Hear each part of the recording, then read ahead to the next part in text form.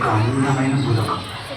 ఈ భూలోకంలో మనుషులు, జీవరాశులు అందరూ కృష్ణుని స్మరించుకుంటూ ఆనందంగా ఉంటారు. ఓం నమో వాసుదేవాయ, ఓం నమో వాసుదేవాయ. అలాంటి భూలోకంలో అసురుల అరాచకం.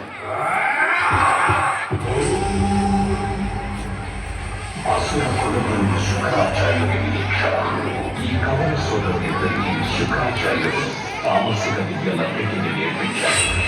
అసురులు వస్తున్నారు, వచ్చేది అసురుల మహారాజు మా అన్న హిరణ్యకశుడు.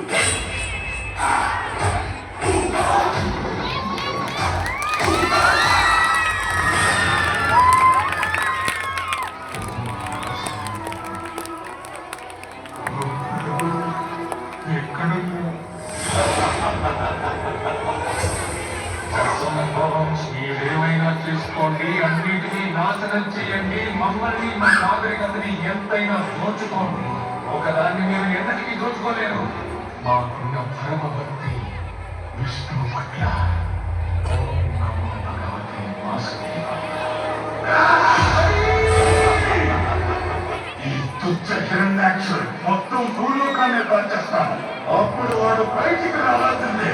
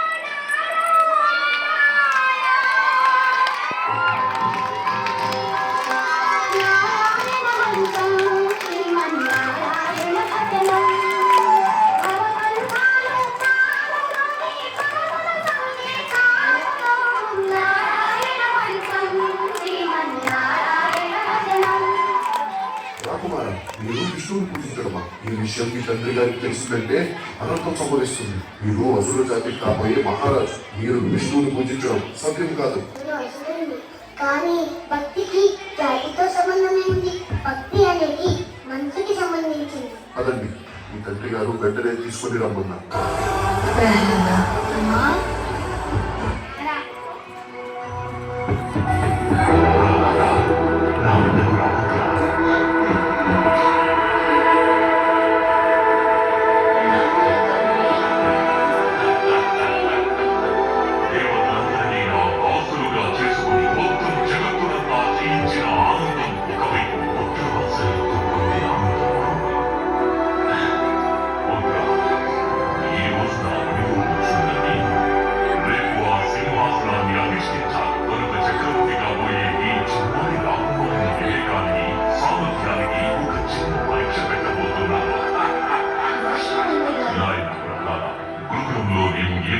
అభ్యసించావు వాటిని ఆధారంగా చెప్పు. భగవాన్ విష్ణువుని ఎప్పటికీ శత్రువుగా చూడలేదు. ఇంటికంటే కేవలం మధురామ మాత్రమే రావాలి. ఇందు మస్నాయ సరిహద్దు కూడా ఒకే నామం మన జీవితంలో ఉన్న అన్ని కష్టాలకి సమాధానం. ఓం నమో భగవతే వాసుదేవాయ.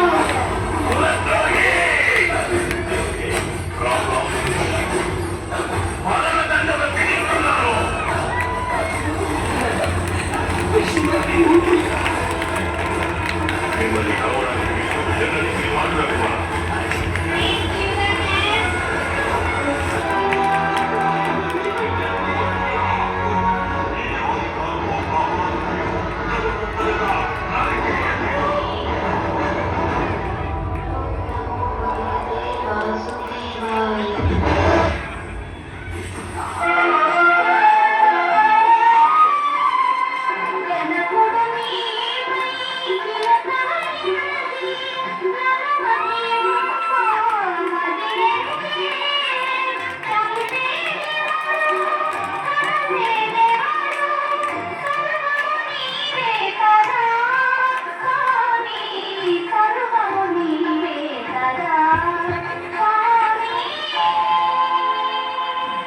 ప్రభు ఎంత ప్రయత్నించినా ప్రహ్లాదుని మరణం సంభవించట్లేదు.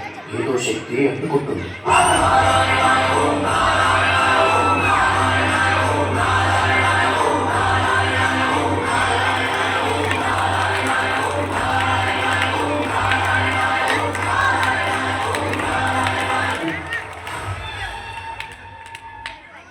నీ వంటి ధర్మభక్తులు అనంతమైన ఈ కాలచక్రంలో ఒక్కసారి నిన్ను ప్రత్యక్షంగా దర్శించి ధన్యుడనయ్యా.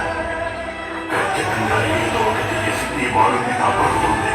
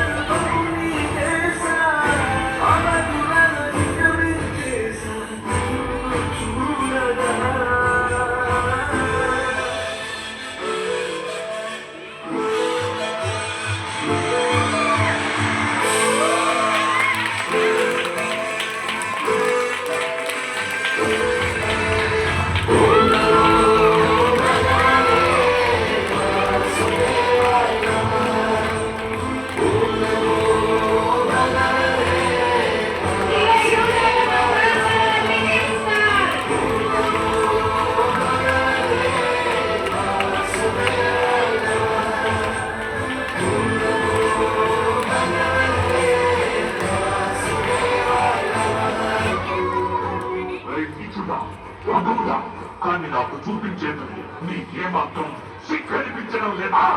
మాయా నీ తిరిగి పొంద విష్ణువును నేను వదిలిపెట్టను.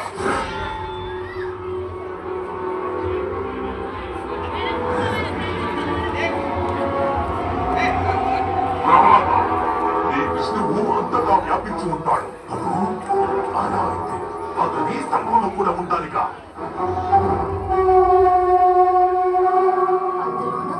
అయితే నీవు ప్రార్థించు ప్రహ్లాద, ఈ మాట నిజమవ్వాలని.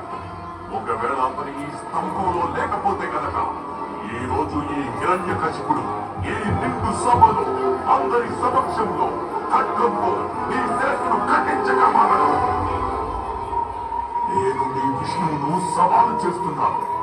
ఈ రోజు అతను నా నుండి నిన్ను కాపాడగలిగితే కాపాడుకోమను. తన భక్తుని కోసం ఆ విష్ణువు ఏం చేయగలడో నేను చూస్తాను.